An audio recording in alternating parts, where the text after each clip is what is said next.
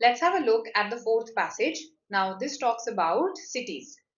It says that, in cities, the frenetic energy of crowds is feared and fetishized. So we fear the crowds also, and at the same time, we have an excessive admiration also for these crowds.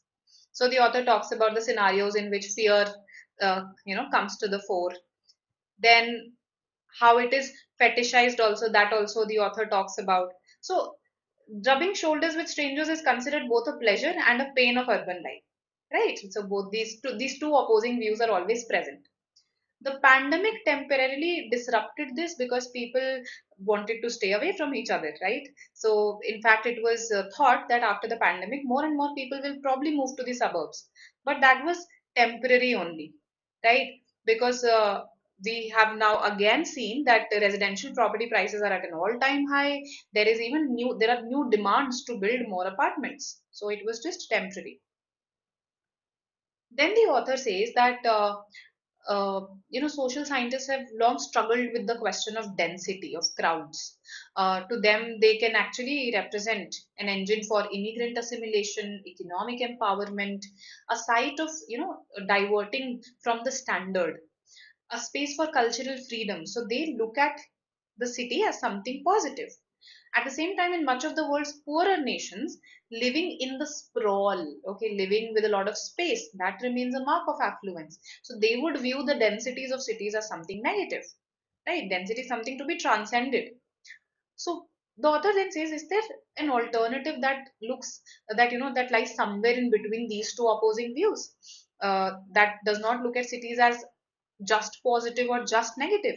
So the author raises certain questions that can we have another kind of density with close-knit communities, sustainable places where car use is minimized, consumption is decreased, and people can walk out their front door into a unique and enlivening environment. So the author raises these questions towards the end. This is what this passage is about. What does the phrase a home and yard signify? Let's see where this phrase is mentioned. So, we talk about how pandemic temporarily made people fear crowds, but then that was a temporary phenomenon because residential property prices are at an all-time high, and there are even demands to build more apartments. So we are saying that the question of density has become pressing, not just in the United States, where a home and yard are interpreted as the quintessential aspects of the American dream.